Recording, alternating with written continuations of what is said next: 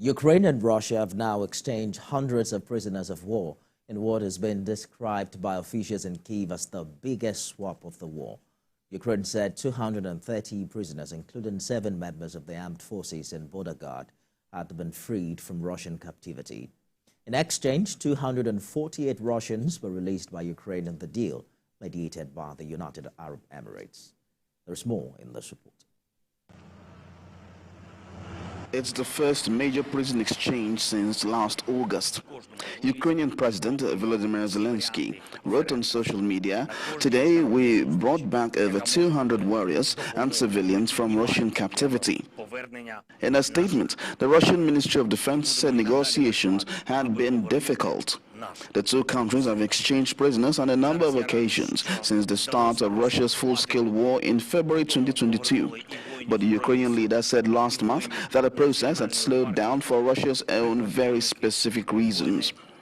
Images showing the prisoner releases were posted separately by Russian and by Ukrainian officials. A video released by Moscow showed some of the freed Russians smiling on a bus. Ukraine said their freed soldiers included 7 defenders of Snake Island, a rocky outcrop in the Black Sea. Snake Island became a symbol of Ukrainian resistance as into Russia's full-scale invasion, when a border guard posted there refused to surrender to the Russian warship. Both sides thanked the United Arab Emirates for mediating the deal. Last month, Ukraine said it freed some 2,598 people from Russian captivity during a process of 48 swaps. Some Ukrainian prisoners of war previously freed from Russian captivity have said they were subject to torture, including beatings and electric shocks.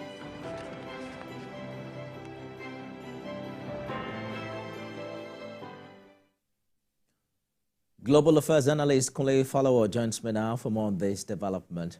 Mr. Falowo, the two countries have exchanged prisoners on a number of occasions since the start of this war in 2022. But that's slowed down significantly. How important is this particular exchange considered the biggest swap of the war? Thanks for having me. So this is another significant milestone for both sides, and commendations to the United Arab Emirates for brokering this accord, making sure that over about 250 war prisoners be exchanged and swapped from Russia to Ukraine and from Ukraine to Russia. However, be that as it may, it's not. That's not to say that's the end of the war, because just a few days ago there was a bombardment from the Russian side, and that was swiftly retaliated by the Ukrainian side. So, as far as the war is ongoing, there seems not to be an end in sight, because as far as we're looking at it, we're seeing the war prisoners get swapped and exchanged, but it's still not appearing that the war is anything near conclusion. So UAE mediated this deal. Do you think countries of the world have a significant role to play in advocating for peace in this particular situation outside international bodies like the UN? Absolutely, and a conglomerate of countries coming together to broker peace, and especially the European side and other parts of the world, because it's a global. We're all interconnected. So when one country bleeds, the rest of the world bleeds.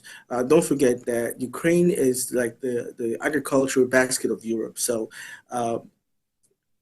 there's so many things that's going wrong in that area, and it is crippled. It has a crippling effect to the commerce and agricultural produce of other parts of Europe. So a lot of countries are coming out to kick against the aggression and the invasion of Ukraine by the Russian side. But Vladimir Putin is an authoritarian president who doesn't like to take no for an answer. So the more pressure, the more international pressure that we continue to see by concerned nations of the world, the more it's a possibility of having an end eventually. You know, the Russian president, Vladimir Putin, recently vowed to increase attacks on Ukraine.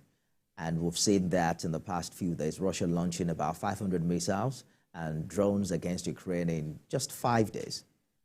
Is it clear what the plan is behind Russia's renewed area assault and what some call a deadly escalation? I know you said we haven't seen the end to this war, but what dimension do you foresee it take in the new year? Great question. So Vladimir Putin is, like I said, an authoritarian figure who has everything at stake currently. He is a powerhouse, and a defeat for him is a dent on his image and personality. So now everything is, off the table. He wouldn't want to go down in history as someone, a leader, a Russian leader who orchestrated a takeover, a Ukrainian takeover, and he wasn't successful. So he would do all he can, and he will continue to do so to make sure that he becomes successful, because he wouldn't want, like I said, he wouldn't want to have it the other way. But nonetheless, what we're looking at is to see that other possibilities of having Ukraine triumph over the Russian aggression, and that's a tough sell, because it's the war has been going on since 2022. We're closing into a new year, and then we're already in it, and we're still having all this war going on, and as it is, international communities will continue to clamor for peace, and we're hoping that during NATO summit this July 2024, we'll have some, international, comments coming to assuage both sides to come to a reasonable conclusion. But perhaps time will tell what this new phase also mean for Ukraine, particularly with the dwindling support we're seeing from the U.S. and European Union. Global Affairs analyst Kunle Falowo live for us in the U.S. Thank you so much for sharing your thoughts with us. Absolutely. Thanks for having me. Now let's turn to Japan.